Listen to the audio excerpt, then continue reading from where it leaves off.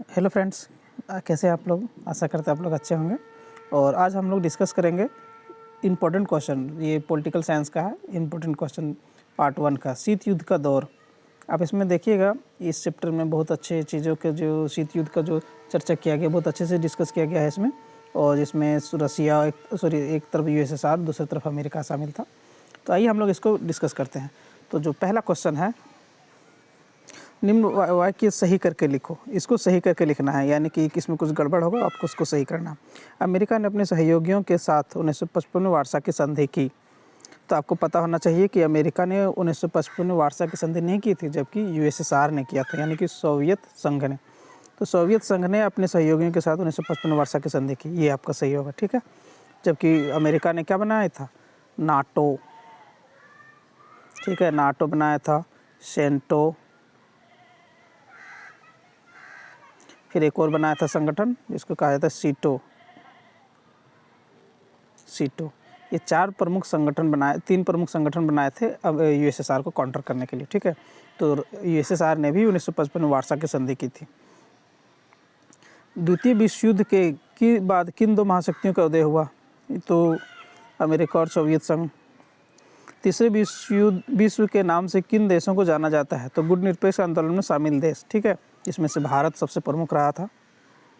गुटनिरपेक्ष देशों का 15वां सम्मेलन कहाँ हुआ, तो गुटनिरपेक्ष देशों का 15वां सम्मेलन मिस्र में हुआ था, ठीक है। उन देशों का नाम लिखे जो पहले वार्सा संधि में शामिल थे और अब यूरोपीय संघ के सदस्य हैं। हंगरी और पोलैंड, ये पहले वार्सा की संधि में शामिल हुआ था, क्योंकि एक तरफ पहले USSR के हैंड में, USSR का फेवर में थे दोनों, बाद में यूरोपीय संघ में शामिल हो गया था। और इसी को देखा से कि यूक्रेन, ठीक है, यूक्रेन जो है अभी वो शामिल होना चाह रहा था नाटो में। तो जिसको रोकने के लिए अमेरिका USSR का एक प्रमुख अंग देश जो है रसिया, वो उस पर अटैक किया हुआ है, आक्रमण किया हुआ, उसको उसमें शामिल होने नहीं देना चाहता है। तो आइए देखते हैं आगे। उन देशों का नाम लिखे जो पहले वार्सा संधि में थे, ये तो हो गया। धुरी देशों में कौन देश शामिल थे, तो धुरी देश में जो सबसे प्रमुख था वो तो था हिटलर, आप लोगों को पता होगा, जर्मनी, इटली, जापान, तीनों का 3 अक्षर का नाम है, तो याद रखिएगा इसको। गुटनिरपेक्ष देशों का 15वां सम्मेलन कब व कहाँ हुआ था, तो जुलाई 2009 में हुआ था, मिस्र में हुआ था, ठीक है। शर्मल शेख शहर में हुआ था। शर्मल शेख शहर मिस्र का एक जगह है। अब देखिए 2 अंक का प्रश्न है, अमेरिका ने कब जापान के 2 शहरों पर परमाणु बम गिराया था, तो अगस्त 1945 में हिरोशिमा और नागासाकी में। देखिए ये हिरोशिमा में गिराया था 6 अगस्त को, जबकि ये नागासाकी में गिराया था 9 अगस्त को, 9 अगस्त 1945 को, ठीक है। याद रखिएगा आप लोग इसको। यूरोप के किस प्रकार महाशक्तियों से जुड़े, पश्चिमी यूरोप के अधिकांश देश अमेरिका के साथ और पूर्वी यूरोप के अधिकांश देश सोवियत संघ के साथ जुड़ गया था। उन 3 नेताओं का नाम बताएं जिनके प्रयासों से गुटनिरपेक्ष का जन्म हुआ, तो ये आप लोग बहुत महत्वपूर्ण है, इसको याद रखिएगा। भारत को पंडित जवाहरलाल नेहरू जी, मिस्र के कर्नल नासिर और यूगोस्लाविया के ब्रांच टीटो, या फिर इसको मार्शल टीटो के नाम से भी जाना जाता है, ठीक है।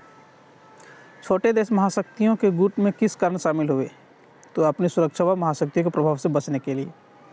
गुटनिरपेक्ष से भारत को क्या लाभ हुआ, इससे अंतर्राष्ट्रीय निर्णय लेने में आसान हुआ, ठीक है। निशस्त्रीकरण से आपका क्या अभिप्राय है, तो विनाशकारी हथियारों का निर्माण न करना व उन पर नियंत्रण रखना निशस्त्रीकरण है। निशस्त्रीकरण का मतलब शस्त्र का त्याग। शीत युद्ध के 2 गुटों के अगुआ देश तथा उनकी विचारधाराओं के नाम लिखें, तो संयुक्त राज्य अमेरिका का क्या था, लोकतांत्रिक एवं पूंजीवादी, जबकि सोवियत संघ में साम्यवादी, इसको क्या कहा जाता है, कम्युनिस्ट।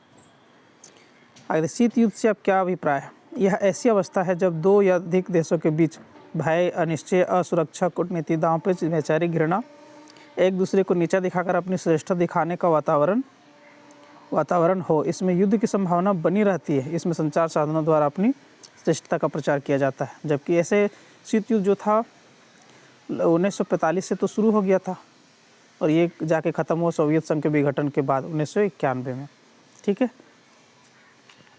शीत युद्ध के संदर्भ में अवरोध से आप क्या समझते हैं, रोक व संतुलन जिसको कहा जाता है अवरोध।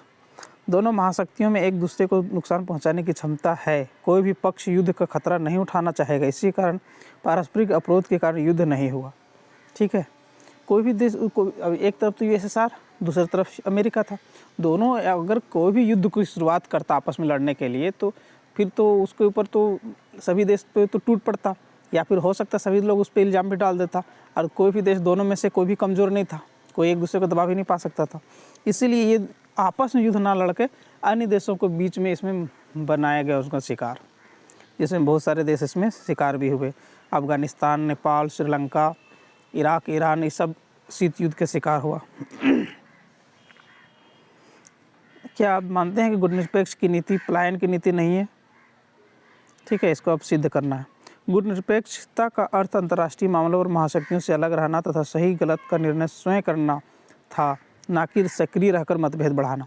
ठीक है, इसका तो गुटनिरपेक्ष का मतलब क्या था? खुद का निर्णय खुद करिए, किसी के पक्ष में बिल्कुल नहीं जाना है। ठीक है, जिसमें से भारत के पंडित जवाहरलाल नेहरू थे। द्वितीय विश्व युद्ध में मित्र देशों के गुट में कौन कौन से देश शामिल थे? तो अमेरिका, सोवियत संघ, ब्रिटेन, फ्रांस, चीन, ब्राज़ील इत्यादि। याद रखिए, देखिए अमेरिका और सोवियत संघ द्वितीय विश्व युद्ध दोनों साथ युद्ध लड़ा, लेकिन युद्ध के बाद ऐसा परिस्थिति कुछ ऐसा हो गया कि दोनों एक दूसरे का कट्टर दुश्मन हो गया। क्यूबा संकट के समय अमेरिका और सोवियत संघ का नेतृत्व कौन कौन नेता कर रहे थे? ये भी बहुत इंपॉर्टेंट है। तो जॉन एफ कैनेडी ये अमेरिका के थे और निकिता खुश्चेव सोवियत संघ के थे। अब 4 अंक के प्रश्न, ये कुछ आप लोग के लिए क्वेश्चन है जिसमें आप लोग अगर चाहेंगे तो इम्पोर्टेंट तो है बहुत सारा, बट इसमें सब जो चाहे उसको अच्छे से बनाइए, घर में इसको प्रिपेयर करिएगा। पहला देखिए, महाशक्तियाँ छोटे देशों के साथ सैन्य गठबंधन क्यों रखती थी? कोई भी छोटा देश बड़े शक्तियों के साथ क्यों जोड़ना चाहता था, या फिर बड़े देश छोटे देशों के साथ क्यों जोड़ना चाहता था? आखिर क्या रीज़न था कि अमेरिका को छोटे देशों के सपोर्ट की जरूरत पड़ने लगा था, जिसके कारण यूएसएसआर के साथ युद्ध भी हुआ। यूएसएसआर के साथ एक शीत युद्ध का जो बना था माहौल वैसा क्रिएट हो गया। तो छोटे देशों के साथ क्यों जोड़ना चाहता था बड़े देश, जैसे यूएसएसआर क्यूबा में, जबकि ये अमेरिका नेपाल, श्रीलंका, अफ़गानिस्तान में ऐसे जगहों में वो चाहता था अपना वर्चस्व का? आखिर क्यों? सोवियत संघ के प्रति भारत की विदेश नीति पर टिप्पणी करें। ठीक है, इसको आप लोग को बनाना है घर पे। ठीक है, भारत की गुटनिरपेक्षता की नीति की आलोचना क्यों की गई?